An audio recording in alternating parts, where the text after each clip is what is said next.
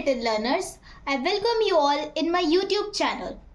इस वीडियो में हम लोग सीशोर बुक क्लास 1 का लेसन 11 एंड्रोकल्स कवर करेंगे. So let's start. A slave named Androcles once escaped from his master and fled to the forest. एक slave रहता है, स्लेव मतलब नौकर रहता है जिसका नाम एंड्रोकल्स रहता है. वो भाग जाता है अपने मास्टर से और भाग के कहाँ चल जाता है? फॉरेस्ट में. एस्केप मतलब भागना और फ्लेड मतलब फॉरेस्ट में जाना. As he was wandering about there, he came upon a lion lying down, moaning and growling. वो इधर उधर घूम रहा था. वंडर करना मतलब इधर उधर घूमना. तो उसे एक लायन दिखता है जो कि पड़ा हुआ था और बहुत जोर से करहा रहा था, मतलब दुख से रो रहा था. At first he turned to flee, but finding that the lion did not pursue him, he turned back and went up to him. तो पहले तो वो लायन को देख के ऐसे छोड़ के भागने लगता है, लेकिन जब वो देखता है कि लायन उसको परस्यू नहीं कर रहा, परस्यू मतलब कि उसके पीछे पीछे नहीं आ रहा है, तो वो वापस जाता है और उस लायन के पास बैठता है जाके.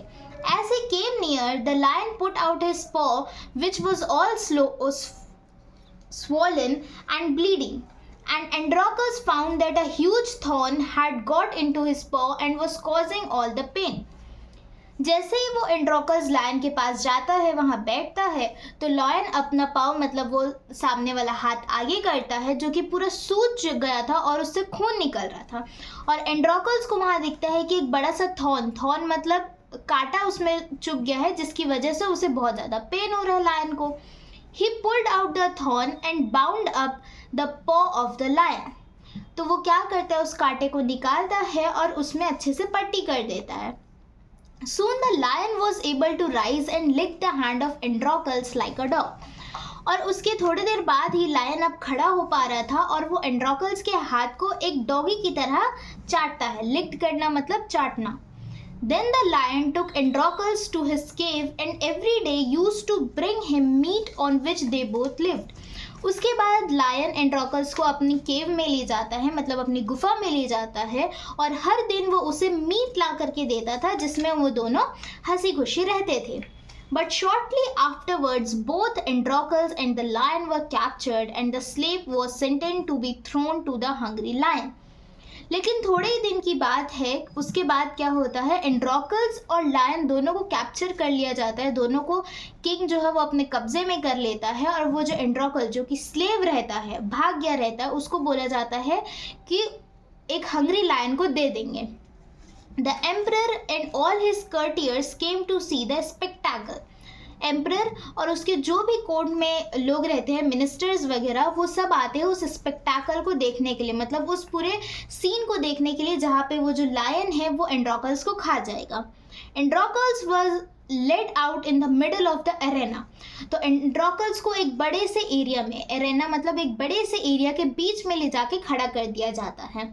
Soon the lion was let loose from his cage. और थोड़े ही देर बाद लायन को भी उसके केज से, मतलब उसको जहाँ पे बांध के रखे थे वहां से निकाल दिया जाता है. The lion rushed bounding and roaring towards his victim. तो जैसे ही लायन को छोड़ते हैं वो गुर्रा के मतलब रोर करके अपने विक्टिम के पास आने लगता है. विक्टिम मतलब कौन वहां पे? एंड्रोकल्स. But as soon as he came near Androcles, he recognized his friend. But जैसे ही वो एंड्रोकल्स के पास आता है, वो अपने दोस्त को पहचान लेता है कि ये तो वही एंड्रोकल्स है जिसने मेरी जान बचाई थी. The lion fawned upon him and licked his hands like a pet dog. तो लायन तुरंत उसके पास जाता है और फिर से एक पेट डॉग की तरह उसके हाथ को चाटने लगता है और उसे प्यार दिखाने लगता है. The emperor was surprised at this. और जो वहाँ का राजा रहता है वो ये देख के बहुत ज़्यादा सरप्राइज हो जाता है, क्योंकि लायन को तो बोला गया था कि तुमको एंड्रोकल्स को खाना है. He summoned Androcles to him, who told him the whole story. वो एंड्रोकल को समन करता है. समन करना मतलब अपने पास बुलाता है, और एंड्रोकल्स वहाँ एम्परर को सारी स्टोरी सुना देता है. Whereupon the slave was pardoned and freed, and the lion was let loose to his native forest. उसके बाद जैसे ही एम्परर सारी स्टोरी सुनता है तो वो स्लेव को पार्डन कर देता है, मतलब माफ़ कर देता है और फ्री कर देता है. और लायन को भी बोला जाता है कि तुम्हारा जो नेटिव फॉरेस्ट है, मतलब तुम जहाँ रहते हो वहाँ पे रह सकते हो, और उसे वहाँ छोड़ के आ जाते हैं. Gratitude is the sign of noble soul, मतलब अच्छा काम ही अच्छे लोगों की निशानी है। ग्रैटिट्यूड मतलब अच्छा काम करना या किसी को थैंकफुल होना किसी के लिए, जैसे कि लायन अपने फ्रेंड के लिए एंड्रोकल्स के लिए थैंकफुल था।